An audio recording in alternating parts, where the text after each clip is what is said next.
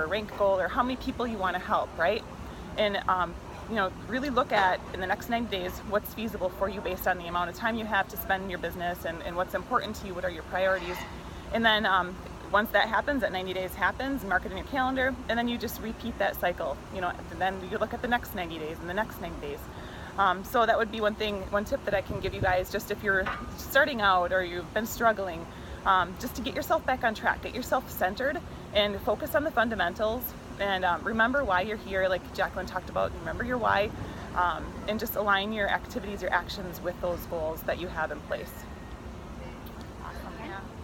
All right, so just like how Marcia talked about, we switched, that's why. I'm sorry, did you want to go? I can go. Oh, no, I just thought. Do you want to switch so they can see you because you're kind of cut off? It's okay. That's all right. I know. No, Marcia swapped, so I'm sorry. It's okay. I blame Marcia. Marcia. Okay. All right, so just like how both of them were talking about, they talked about their why. They talked about how they start working towards those goals. And so when I was thinking about this, and I thought about this year and some of the things that I've been through, I think what has gotten me through is just this natural self-motivation. Yes, you have to have a why, but you also have to be the kind of person who gets, at the end of the day, it is on you to either be successful or not be successful. Nobody else is going to do the work for you. Nobody else is going to recruit coaches for you. Nobody else is going to sell challenge packs for you. You are the one that has to do it. So how do you do it, right? How do you actually start building? You go back to basics. You never leave square one. And so what's square one? You have to invite. Are you inviting to something that you truly believe in? And if you've lost your way with what the products are, or your belief in that, are you yourself doing those basics? Are you yourself invested in being a product of the product? Are you yourself really truly drinking Shakeology every day and following a meal plan so that you can talk openly about it? So your invitations feel more like gifts that you are giving to someone, as opposed to an obligation that you feel like you have to do. The second thing is that when you are looking at being a product of the product, oh my God, I'm crazy. And the second thing that you really have to think about too is that when you are being a product of the product, you're inviting people, you're changing up what you're doing, you're constantly being a student to learn new things. And lastly, that personal development. You have to do personal development because it gets hard sometimes. It gets really freaking hard sometimes. And if you aren't rooted in the basics, you aren't going to be able to grow a business, okay? Cool. All right, you're up. And to kind of bounce off what Katie said, really it is going back to the basics. And this is something that I struggle with too. As your team starts to develop, we have to take a step back and figure out where we started as a coach. And I have coaches coming to me all the time like, how do I recruit? I need help with recruiting. So when I think about how I signed up my first coaches, they were through challenge groups. So yes, I'm talking about coaching in all of my posts, but at the same time, I'm focusing on my challengers. You want your challengers to see the results that you saw. How amazing did you feel when you got those results? You want them to see that too. People are gonna start noticing what's going on. They're gonna start asking them questions. Then they're gonna get that aha moment like, oh, people wanna know what I'm doing, So maybe I can do what she does. So go back to the basics and think about that stuff. And when we tell you, yes, post about coaching all the time, your challengers are gonna see that. So you have all your challengers in your group, but they may not know that they can be a coach. They may look at you and think that you went to school for this or something like that. They don't know that it's something that they can do. So now that they're in your challenge group, they're aware of what you're doing. They love what they're doing right now. They're starting to see your posts, and then they see these posts about you talking about coaching and how anyone can do it and how it helps hold you even more accountable. And you can also make money doing it. Then they get interested. So make sure you're talking about it so your challengers see it too, and inviting your challengers to your sneak peeks and sending those, planting the seeds with your challengers, sending them personal messages like, how's it going? Are you on track with your goals? You should really consider doing what I do, So basically that's what we mean. Do your vitals, take it back to the basics, and really give all of your love to your challengers, because those are going to be your best coaches. All right, so I'm gonna go a little bit more in depth about inviting. Who doesn't like inviting? I'm just gonna be completely honest. It's something that I struggle with. Out of all of my 4 vital behaviors, inviting is tough for me because it makes me get out of my comfort zone, and no one likes to get out of their comfort zone because it's uncomfortable. So something that I have started to realize is for always building the relationship is important. That's something that I've always done. It is, you know, I feel like forming and building the relationship is a priority for me because I want to build that trusting relationship. But guys, I want you to realize that if you are not reaching your goals and you're not at your goals, you still need to do those cold invites too. That is really uncomfortable. I get it. I actually have been spending a lot of time doing that, and holy responses I'm actually getting. What's really cool is I feel like I'm getting more responses because not only am I doing these cold invites, I'm in the conversation, adding value to their Facebook pages because I'm looking and seeing what they're doing, and they're going to my Facebook page to see what's up with me, and they see that I'm a Beachbody coach. They see that I'm consistently posting about what I'm doing and that this is my passion.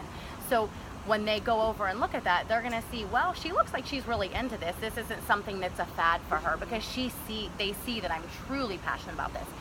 So I know that those cold invites can get scary, but guys, what's the worst thing that's gonna happen is they're going to ignore you, say no, maybe for a little bit, but they're gonna keep watching you. So it's time to get out of that comfort zone a little bit and do those cold invites. And if you're wondering who do I invite, I'm going through the alphabet. I'm going to my friends list and I'm putting in A, B, A, C, A, D, A, E, and I'm going through each person as long as they're not a coach or they're not under one of my coaches, and I am starting a conversation and putting it out there. Also, another important thing is going to the birthdays. You have birthdays every day that pop up in your homepage. Start talking to them, forming them, inviting them right away to your challenge groups so you can give them an opportunity, because why are we here, guys? We're here to help people. So how are you going to help people? By inviting them. All right, next person. Okay, I'm going to talk to you guys a little bit about using free groups to expand your market.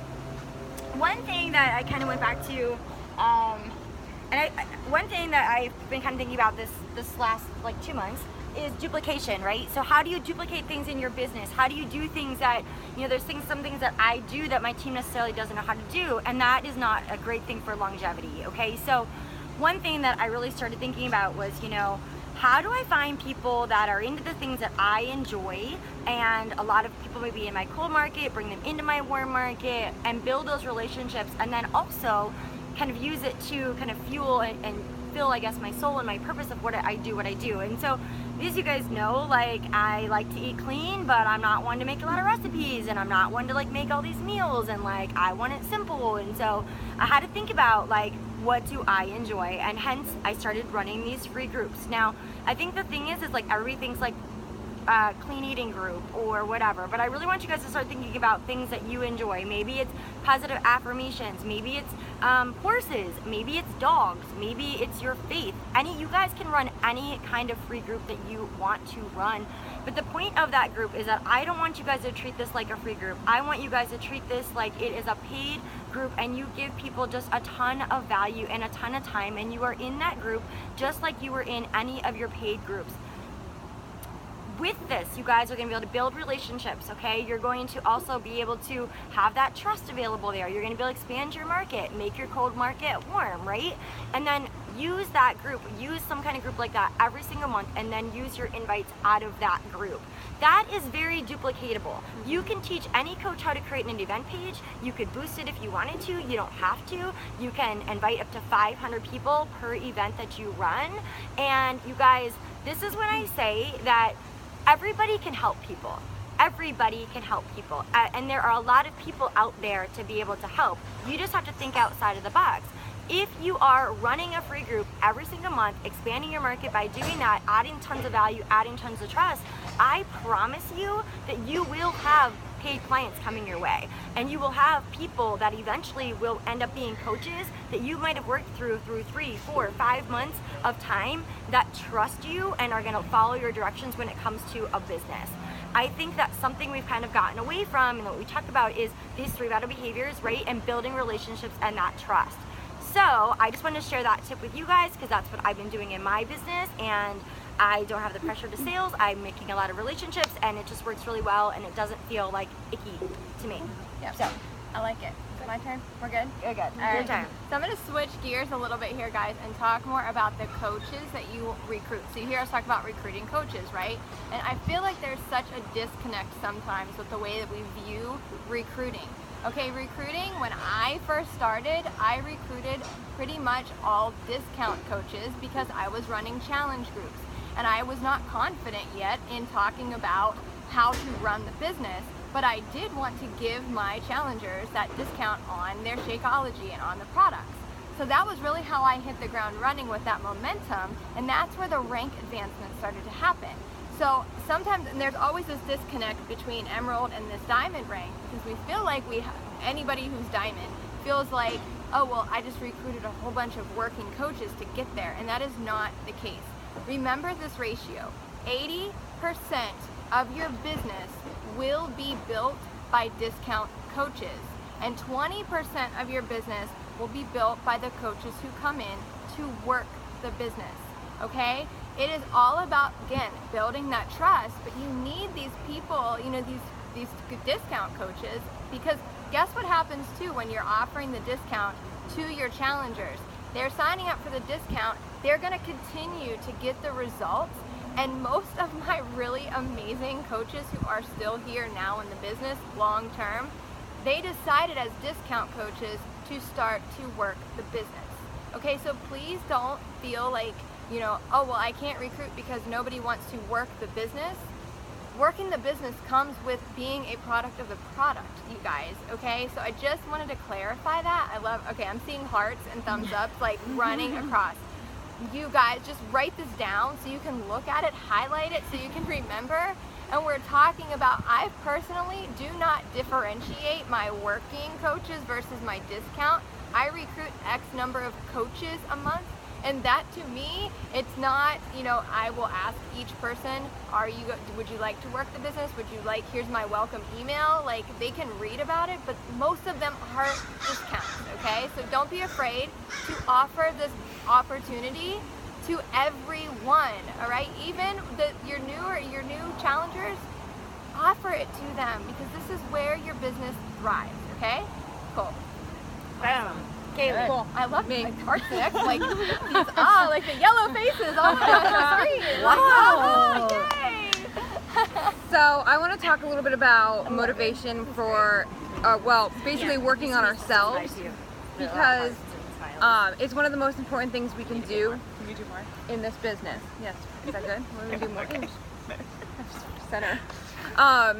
We hear a lot in this business of coaches coming in and they're all in and they're let's do this, and then they have to kind of backtrack, and we hear, I need some time to work on myself, or, you know, I can't do this right now, I've got this going on. Well, I'm going to tell you right now that for the past 6 months I've been working on myself, and I have used it in my business. I haven't taken a step back from my business. I have propelled my business forward, because what I'm working on, I know for a fact that there are many other people in this world that are going to be needing to hear it and also needing to work on it themselves.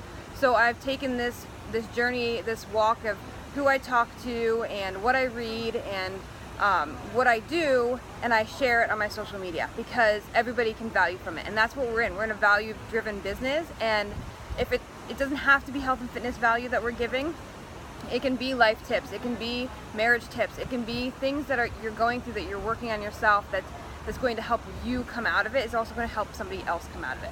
And just for example, like I've been reading books based off of what I'm going through in my life, and one of the books that I read, I had to do a live video on my fan page for, and it wasn't anything to drive business. It was, and I don't get commission from selling this book, but I gave them the link to buy the book, and I answered questions and I talked to them, because I guarantee you more than half those people on that live call have felt unworthy, or pretty much rejected by people. Everybody feels rejected at times, right?